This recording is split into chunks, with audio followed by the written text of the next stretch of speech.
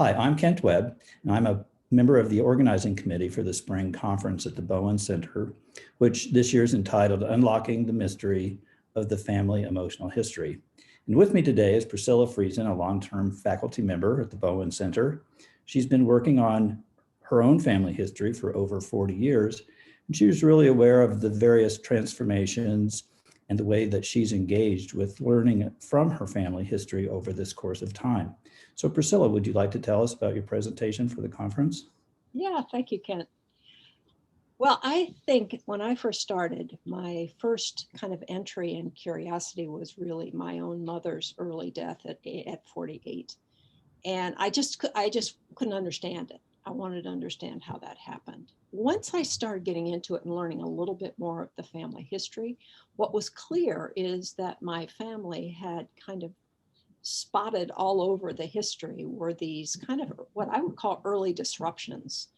Like, for example, my great-grandfather being struck down by lightning at 34, and my grandfather at age 6 kind of taking up responsibility.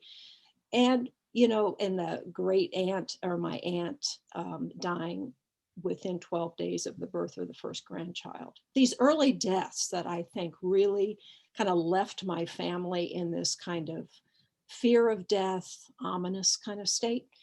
And what I found in kind of learning more about the history to get it a little bit broader than the experience of the disruption of those early deaths themselves, found that there were some kind of ways that the broader family adapted, individuals adapted differently within the family. And it really, it gave me kind of an appreciation for the challenge that an early disruption has that can potentiate people's functioning, as well as kind of live in the undertow of the feeling state throughout the generation.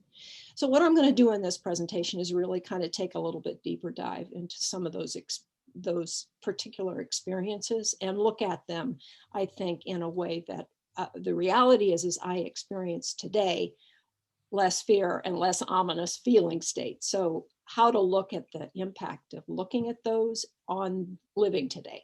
Yeah, well, it sounds very interesting in terms of what you've learned from, the early chaos and disruption in your family and how that's impacted various people and maybe the system over time. Yeah, I think that's what I'm going to present. Okay, well, I look forward to hearing your presentation, Priscilla. Thanks, Kent. Bye.